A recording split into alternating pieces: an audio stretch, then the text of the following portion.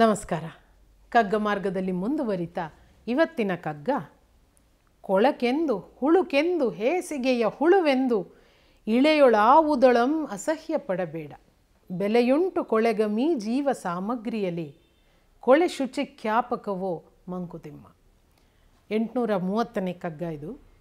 ಕೊಳಕೆಂದು ಹುಳುಕೆಂದು ಹೇಸಿಗೆಯ ಹುಳುವೆಂದು ಕೊಳಕು ಎಷ್ಟು ಗಲೀಜು ಅಂತ ಇಳೆಯೊಳ್ ಆವುದರೊಳಂ ಅಸಹ್ಯ ಪಡಬೇಡ. ಈ ಜಗತ್ತಿನಲ್ಲಿ ಯಾವುದ್ರ ಬಗ್ಗೆನೂ ಅಸಹ್ಯ ಪಡಬೇಡ ಚೀವ ಅಂತ.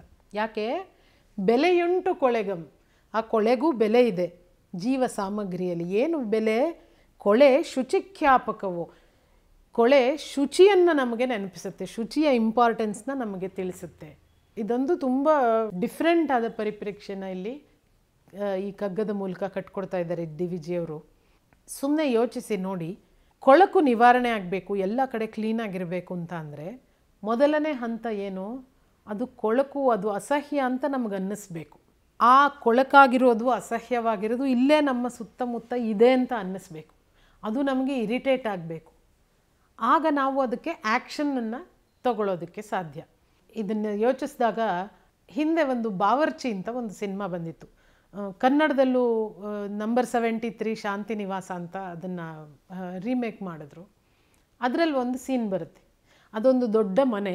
ಆ ಮನೆ ಅಂಗಳದಲ್ಲಿ ನಲ್ಲಿ ಬಿಡೋ ಜಾಗದಲ್ಲಿ ಒಂದಿಷ್ಟು ಭಾಗ ನೀರು ಕಟ್ಕೊಂಡು ಜಾರಕೆ ಆಗೋಗಿರುತ್ತೆ, ಅಲ್ಲೆಲ್ಲ ಪಾಚಿ ಕಟ್ಕೊಂಡು ಒಂದು ಮೂಲೆ.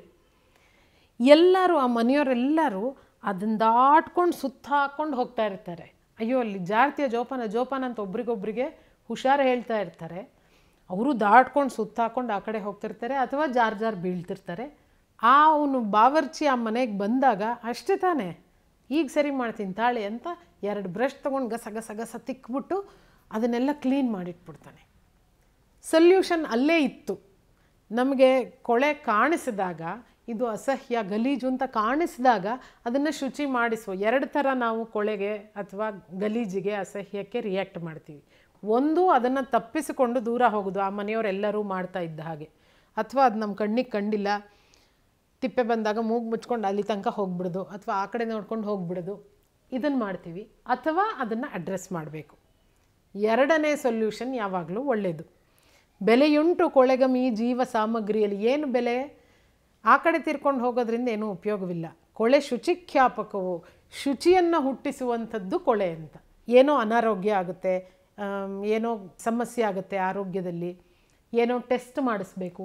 ಏನು ಟೆಸ್ಟ್ ಮಾಡಿಸ್ತೀವಿ? ನಮ್ಮ ಆರೋಗ್ಯ, ನಮ್ಮ ಅನಾರೋಗ್ಯದ ಗುಟ್ಟನ್ನು ಬಿಟ್ಕೊಡೋದು ಯಾವುದು?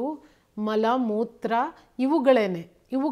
ಇವುಗಳನ್ನು ಟೆಸ್ಟ್ ಮಾಡಿ ನಮ್ಮ ಎಂಜಲು ಕಫ ಇವನ್ನ ಟೆಸ್ಟ್ ಮಾಡಿನೇ ಅದರ ಅನಾರೋಗ್ಯದ ಗುಟ್ಟನ್ನು ನಾವು ತಿಳ್ಕೊಳಕ್ಕಾಗೋದು. ಅದು ಅಶುಚಿ, ಅದು ಅನ್ಹೈಜಿನಿಕ್ ಆದಂತಹ ವಸ್ತುಗಳನ್ನು ಟೆಸ್ಟ್ ಮಾಡಿ ಅಲ್ಲಿಂದ ನಾವು ಯಾವ ಕಡೆಗೆ ಮೂವ್ ಆಗ್ತೀವಿ? ಶುಚಿಯ ಕಡೆಗೆ, ಆರೋಗ್ಯದ ಕಡೆಗೆ ಮೂವ್ ಆಗ್ತೀವಿ. ಯಾವಾಗಲೂ ಕೊಳೆ, ಅಸಹ್ಯ, ಗಲೀಜು, ಅಶುಚಿಯಿಂದನೇ ಶುಚಿ ಹುಟ್ಟುಕೊಳ್ಳೋದು, ಆರೋಗ್ಯ ಹುಟ್ಟೋದು. ಆದ್ದರಿಂದ ಕೊಳೆ, ಅಸಹ್ಯ ಅದು ಫಿಸಿಕಲ್ ಆಗಿರೋದಿರಬಹುದು, ಸಮಾಜದಲ್ಲಿರೋದಿರಬಹುದು. ಅದು ಕಂಡಾಗ ಅದರ ಶುದ್ಧೀಕರಣದ ಕಡೆ ನಮಗೆ ಗಮನ ಹೋಗಬೇಕು. ಅದನ್ನು ಶುದ್ಧ ಮಾಡುವ ಕಡೆಗೆ ನಮ್ಮ ಪ್ರಯತ್ನ ಹೋಗಬೇಕು. ಯಾವಾಗ ಅದು ಶುದ್ಧವಾಗುತ್ತೆ ಆಗ ನಮಗೆ ಅಲ್ಲಿಯವರೆಗೂ ಅದಿದ್ದ ಕೊಳಕು ಹೋಗಿ ನಿರಾಳತೆ ಮೂಡುತ್ತಲ್ಲ, ಆ ಸಂತೋಷ ಇಡೀ ಸಮಾಜವನ್ನು, ನಮ್ಮನ್ನು, ಮನಸ್ಸನ್ನು ಆವರಿಸಿಕೊಳ್ಳುತ್ತೆ.